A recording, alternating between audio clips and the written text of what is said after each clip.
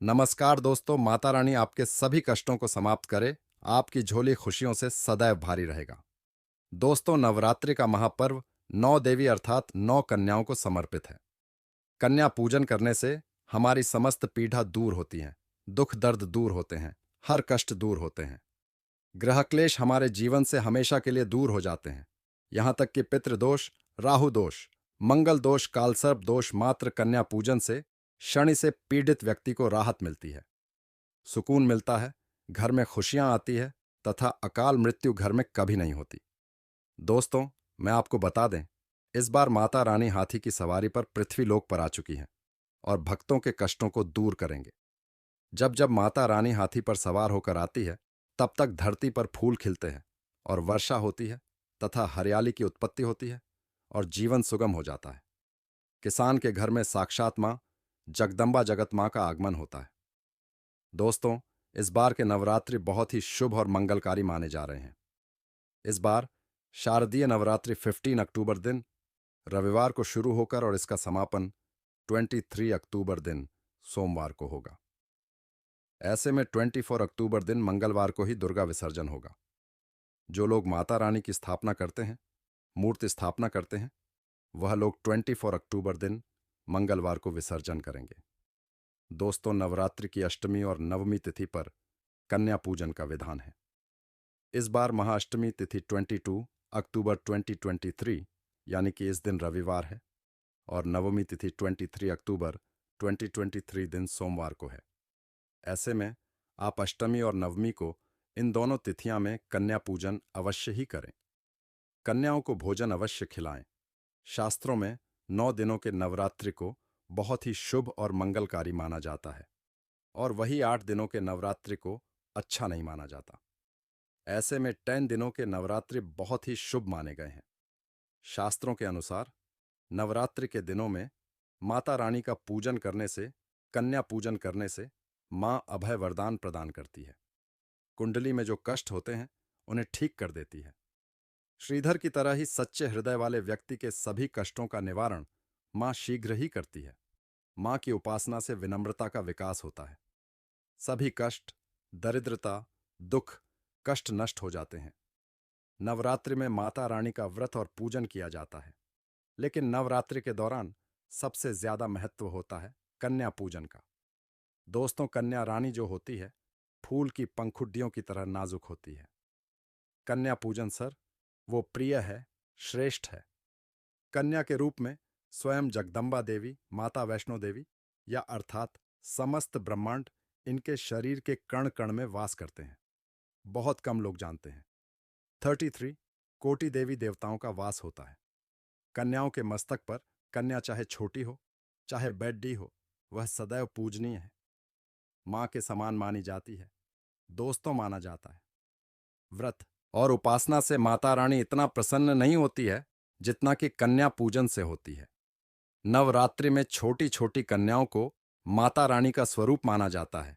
कन्याओं को भोग लगाया जाता है, उन्हें प्रसन्न किया जाता है और बदले में आशीर्वाद मांगा जाता है। कन्याओं को प्रसन्न करने के लिए गिफ्ट आदि उपहार वगैरह दिए जाते हैं।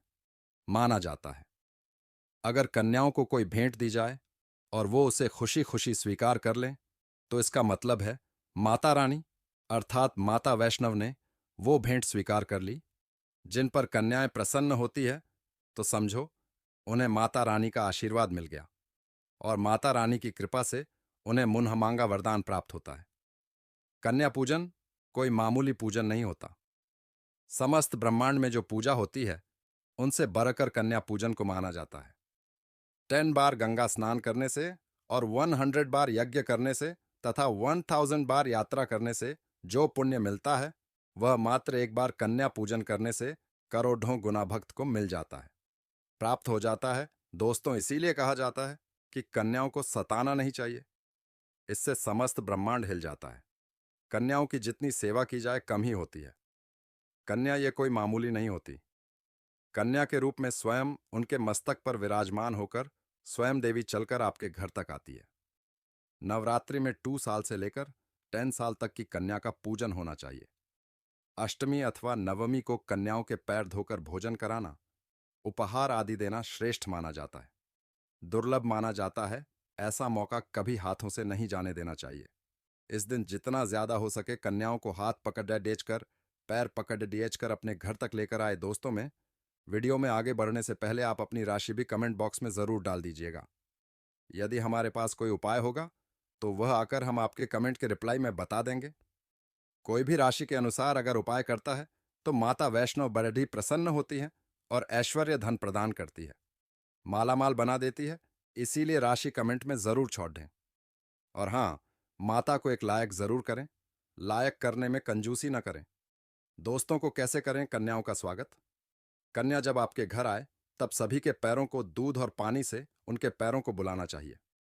खासकर मर्दों को कन्याओं के पर आवश्यक होने चाहिए, इससे वैष्णो प्रसन्न होती है। दोस्तों, फिर उसके बाद कन्याओं को किसी साफ जगह पर जमीन पर कप डेढ़ा बिछाकर बैठाना चाहिए। उनके माथे पर अक्षत, फूल और कुमकुम लगाना चाहिए। फिर उसके बाद भोजन ग्रहण करवाना चाहिए। लेकिन हमेशा याद रहे, कन्याओं की थाली में 3 पूरियां कभी ना रखे, इसे शुभ नहीं घोरा शुभ माना जाता है। 3 पूरियां तथा 3 रोटियां मरने वाले व्यक्ति के लिए निकाली जाती है और जेल में कैदियों के लिए दी जाती है।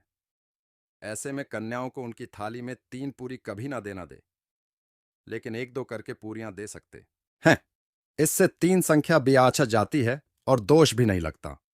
दोस्तों, कन्याओं को खाना खिलाने के बाद अंतिम में कन्याओं के सिर पर लाल चुनरी उदास आना चाहिए और भोजन में आपको खीर, पूरी, हलवा, चना तथा आलू की सब्जी, छोले वगैरह की सब्जी खिलानी चाहिए। पनीर आदि भी खिलाया जा सकता है। वैसे माता रानी का प्रिय भोजन खीर, हलवा, पूरी और छोले आंधी ही है, लेकिन भूल से भी लहसुन और प्याज का इस्तेमाल कभी ना करें, अन्यथा अनर्थ हो जाएगा।